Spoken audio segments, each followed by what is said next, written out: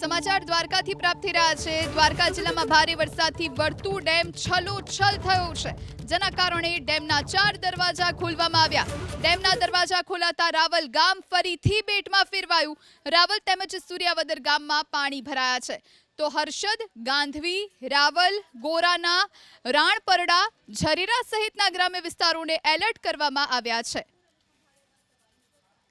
તો દ્વારકા જિલ્લામાં અવિરત વરસાદ છેલ્લા 5 દિવસથી પડી રહ્યો છે, ત્યારે વર્તુ 2 ડેમ આવેલો છે, જે છલોછલ થયું, જેના કારણે ડેમના 4 દરવાજા ખોલવામાં આવ્યા છે।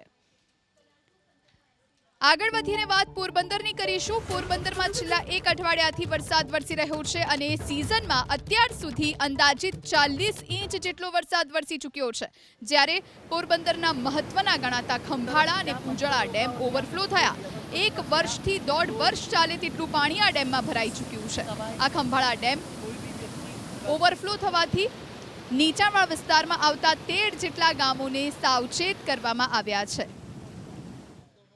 પોરબંદરમાં છેલ્લા 1 અઠવાડિયાથી સતત વરસાદ વરસી રહ્યો છે અને અંદાજે 40 ઇંચ જેટલો વરસાદ વરસી ચૂક્યો છે, ત્યારે ગઈકાલે સવારના સમયે પોરબંદર જિલ્લાને પાણી પૂરું પાડતો પોદાળા ડેમ ઓવરફ્લો થયો છે, તેમજ ખંભાળા ડેમ પણ ઓવરફ્લો થયો છે। હાલ આપણે ખંભાળા ડેમ જે આવી ચૂક્યા છીએ, ત્યાં જોઈ શકો છો કે આ નેચરલ ધોધ જોવા મળી રહ્યો છે, જે નાઇગેરિયા ફોજનો ફ્લો હોય તેવી રીતનો ફ્લો પડી રહ્યો છે। ત્યારે આ વહેણમાં કોઈ પણ વ્યક્તિ તણાઈ જાય એવી શક્યતા છે। આ ડેમ 2 ફૂટ ઉપરથી પણ ઓવરફ્લો થઈ રહ્યો છે, જ્યારે આ બધો વહેણનું પાણી આ ઓવરફ્લો થતા પાણી ફોદાળા ગામની નજીકમાં આવેલા અને ફોદાળા ગામને લાગુ પડતા વિસ્તારોમાં જઈ રહ્યું છે। ત્યારે તંત્ર દ્વારા 13 ગામોને એલર્ટ પણ કરવામાં આવ્યા છે અને નદીના પટમાં ન જવા સૂચના પણ આપવામાં આવી છે। આપ આ સુંદર નજારો જોઈ રહ્યા છો, જે લીલોછમ બરડો ડુંગર દેખાઈ રહ્યો છે, જે આ ડુંગરની અંદર ને આ જંગલની અંદર વનસ્પતિઓ પણ પુષ્કળ પ્રમાણમાં જોવા મળી રહી છે। જ્યારે આ પાણી આ આજુબાજુના ખેડૂતોને કામ લાગશે અને જ્યારે આ પાણી જોઈ રહ્યા છીએ, ત્યારે તે વિલિંગ્ટન ડેમની પણ યાદ દેવરાવી રહી છે।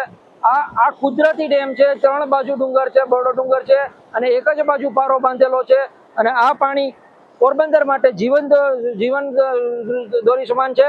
જ્યારે આ ઓવરફ્લો થતા પોરબંદર લોકોમાં ખુશીનો માહોલ જોવા મળી રહ્યો છે। અલ્પેશ મોઢા, એબીપી ન્યૂઝ, પોરબંદર।